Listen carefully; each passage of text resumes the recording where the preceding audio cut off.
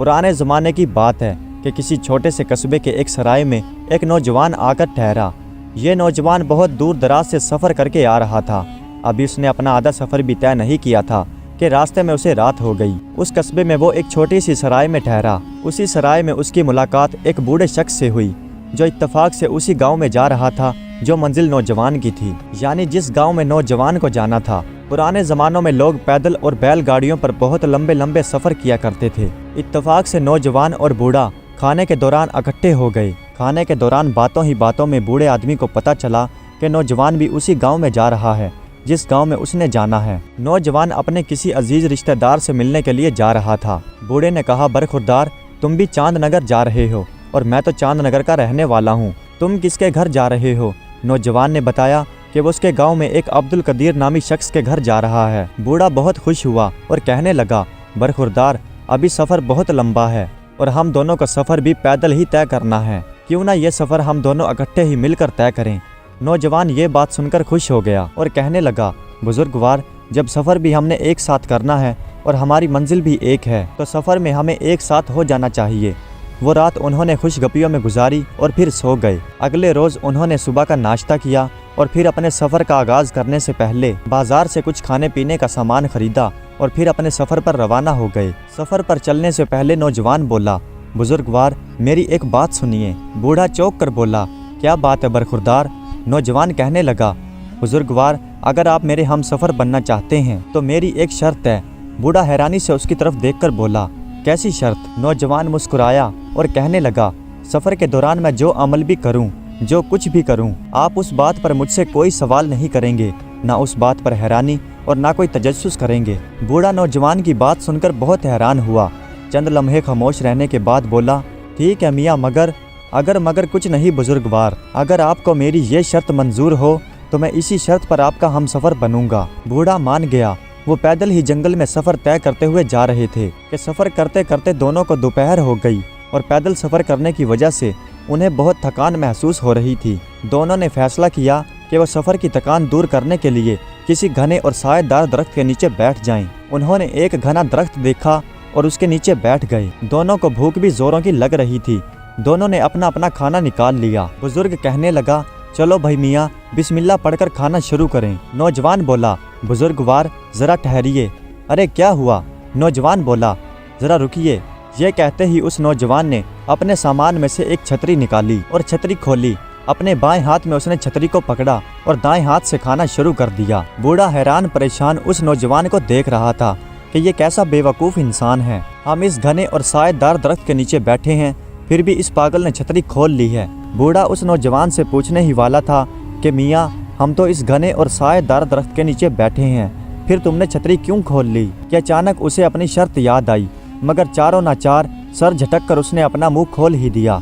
अरे मियाँ, हम तो एक सायादार दरख्त के नीचे बैठे हैं, फिर छतरी खोलने का क्या मतलब है? नौजवान ने बुजुर्ग की तरफ देखकर कहा, बुजुर्गवार, आपने मुझसे वादा किया था कि दौरान सफ़र आप मुझसे किसी किस्म का कोई सवाल नहीं करेंगे, लिहाजा आपके और मेरे रास्ते अब जुदा हैं। बूढ़े ने नौजवान को नाराज़ होते हुए देखा तो फौरन बोला, अरे मियाँ, मुझसे गलती हो गई। तुम बेशक इस बात का जवाब ना दो, मगर अब वादा करता हूँ कि अब कोई सवाल नहीं करूँगा। नौजवान उसे घूर कर देख कर रह गया और फिर खामोशी से खाना खाने लगा। बूढ़े ने भी खाना खाना शुरू कर दिया। नौजवान ने बाद दस्तूर अपने बाएं हाथ में छतरी पकड़ रखी थी और दाएं हाथ से खाना खा रहा था। बूढ़ा भी खाना खाता रहा। वो दोनों छतरी के नीचे बैठे खाना खाते रहे। जब दोनों ने खाना खा लिया तो दोनों ने खुदा का शुक्र अदा किया और छतरी बंद कर ली और अपने सामान में रख ली। उस दरख्त के नीचे बैठे हुए कुछ देर उन्होंने आराम किया और फिर सफ़र पर चल पड़े।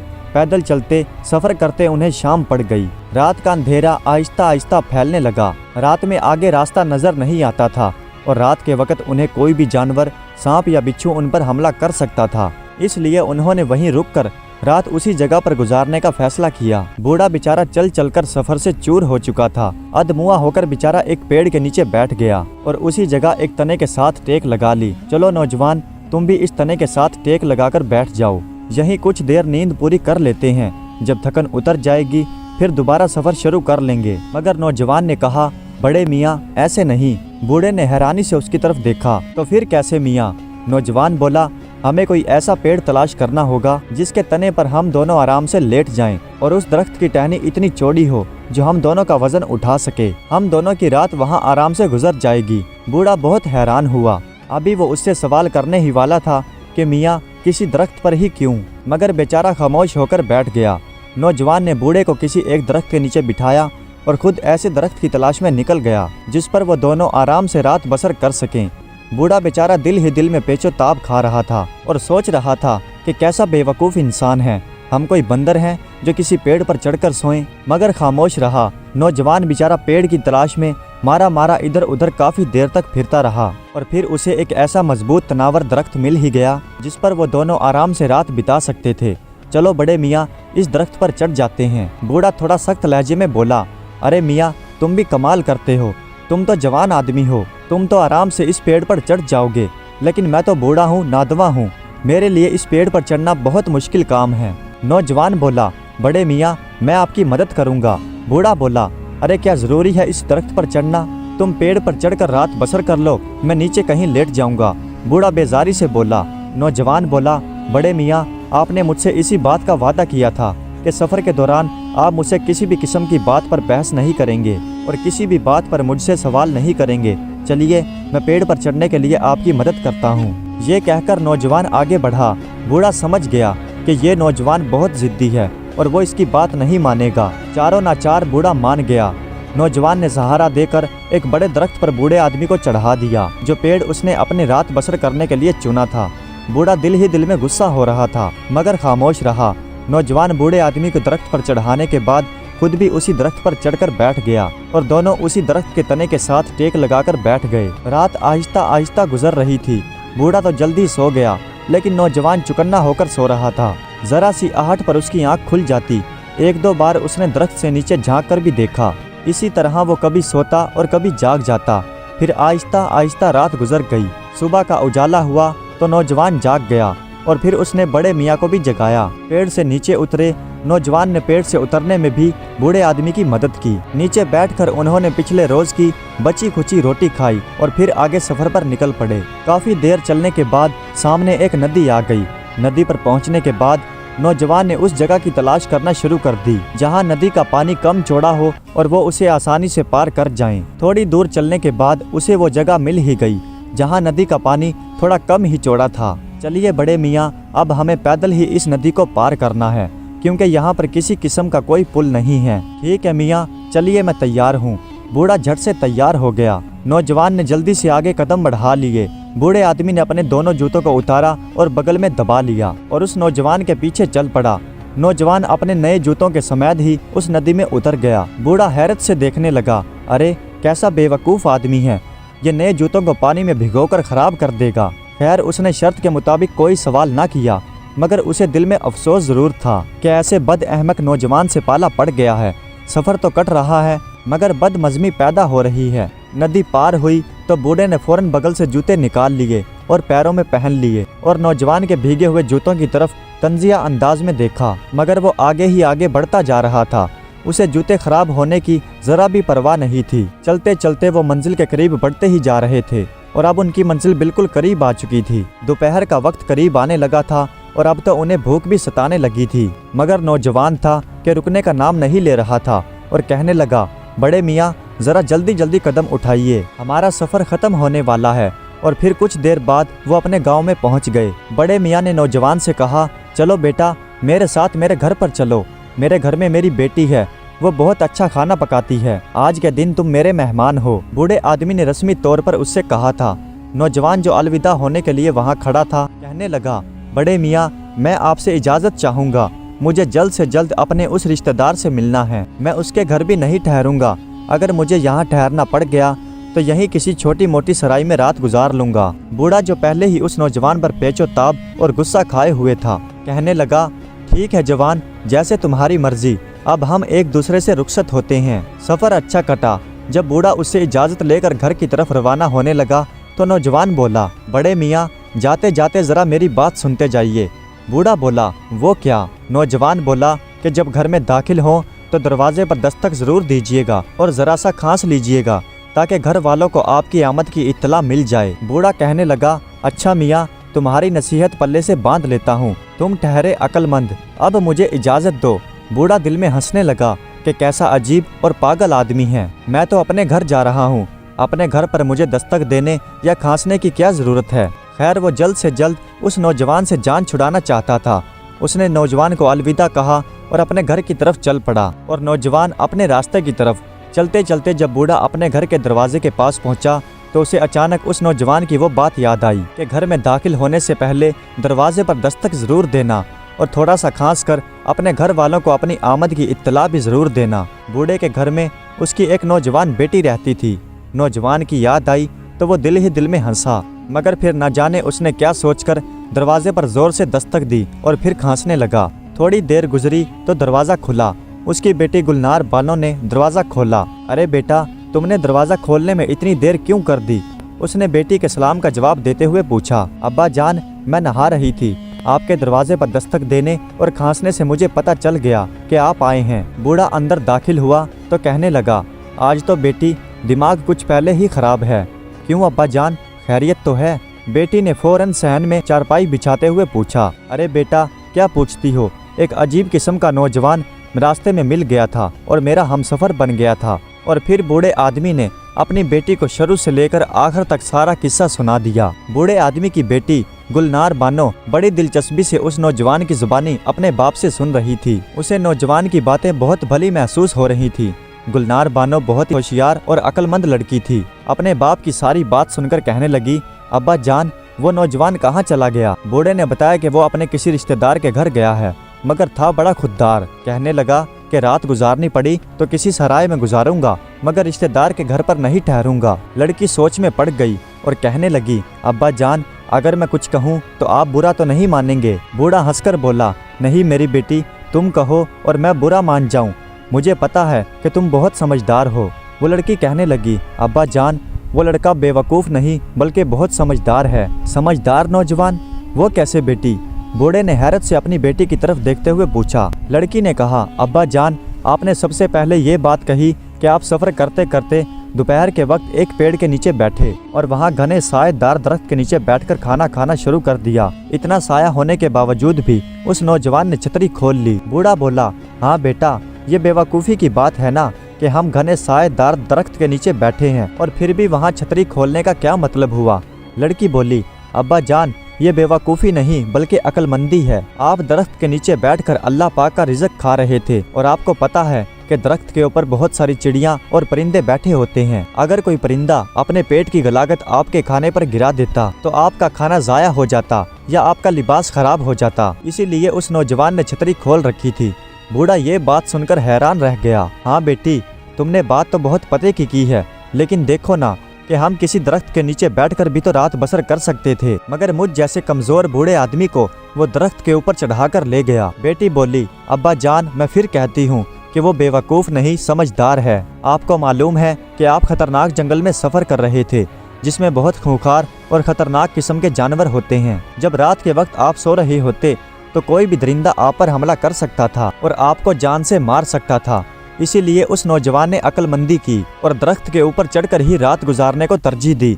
बूढ़ा ये बात सुनकर भी हैरान हुआ। फिर बूढ़ा कहने लगा, मगर बेटी, तुमने ये बात तो माननी पड़ेगी कि मैंने उस जैसा बेवकूफ़ इंसान आज तक जिंदगी में नहीं देखा। उसने नए जूते पानी में डालकर ख़राब कर दिए जबकि हम पैदल ही नदी पार कर रहे थे। अब बेटा, इस बात को तो हम अक्लमंदी नहीं कह सकते।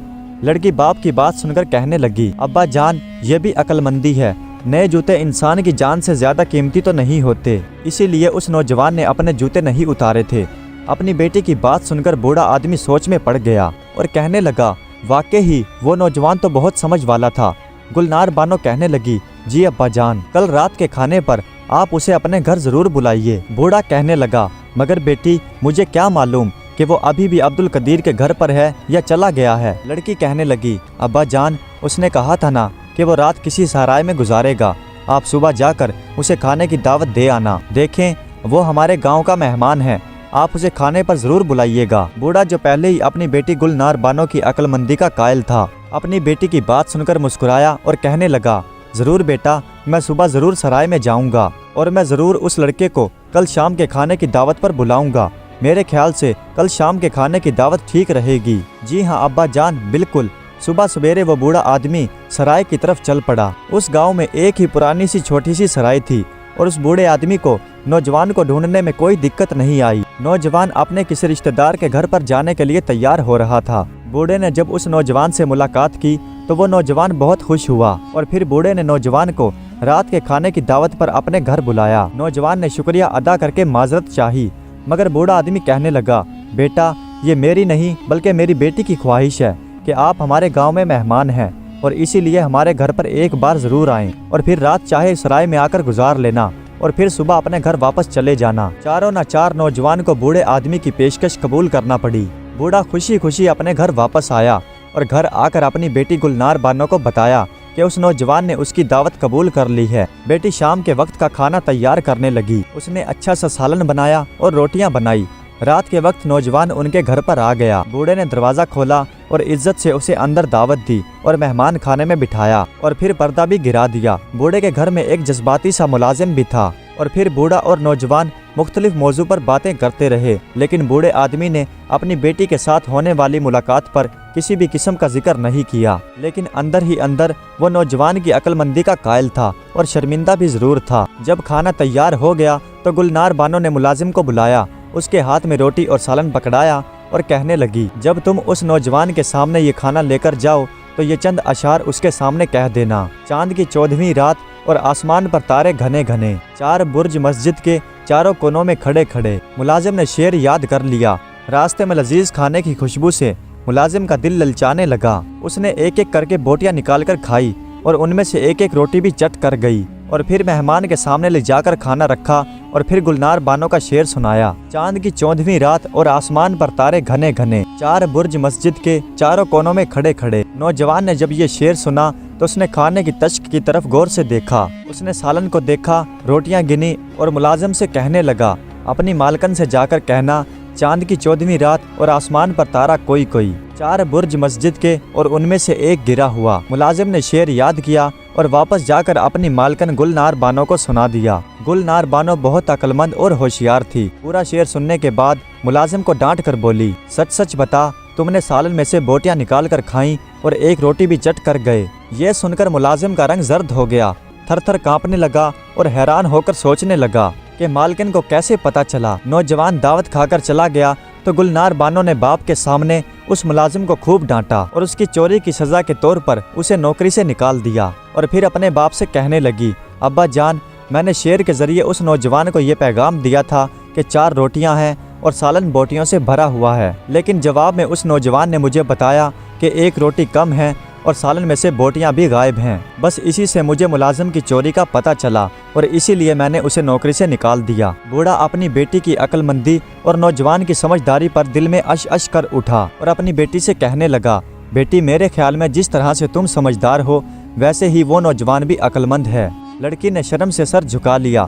بوڑھا کہنے لگا، بیٹا میرے خیال سے تمہارے لیے اس سے سمجھدار اور بہتر لڑکا کوئی نہیں ہو سکتا۔ اگر تم یہ بات مان لو تو کیا میں اس لڑکے سے بات کروں؟ گلنار شرما کر اپنے باپ سے بولی، ابا جان جیسے آپ کی مرضی۔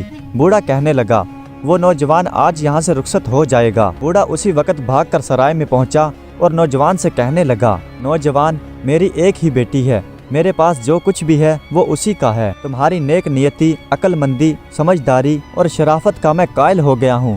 اگر تم برا نہ مانو تو میں اپنے دل کی بات تم سے کہوں، میں تمہیں اپنی فرض زندگی میں لینا چاہتا ہوں۔ اگر تم برا نہ مانو تو اپنے ماں باپ کو لے کر میرے گھر پر آ جاؤ۔ وہ نوجوان جو پہلے سے ہی گلنار بانو کے لذیذ کھانے اور عقل مندی سے قائل ہو چکا تھا، فوراً مان گیا اور بزرگ سے وعدہ کیا کہ وہ اپنے گھر پہنچ کر اپنے والدین کو ضرور لے کر آئے گا۔ اور پھر چند روز بعد وعدے کے مطابق وہ نوجوان اپنے والدین کو گلنار بانو کے گھر پر لے آیا۔ ان کی بات طے ہو گئی اور پھر کچھ دنوں بعد دھوم دھام سے اس لڑکی کی شادی اس عقل مند نوجوان سے ہو گئی اور پھر دونوں عقل مند اور سمجھداری سے بھرپور ہنسی خوشی اپنی زندگی گزارنے لگے۔ دوستو، امید کرتا ہوں کہ آج کی یہ ویڈیو آپ کو پسند آئی ہوگی۔ اگر ویڈیو اچھی لگی ہو تو کمنٹس میں اپنی رائے کا اظہار ضرور کیجیے گا۔ ہمارے چینل کو سبسکرائب کر دیجیے گا۔ ویڈیو دیکھنے کا بہت بہت شکریہ۔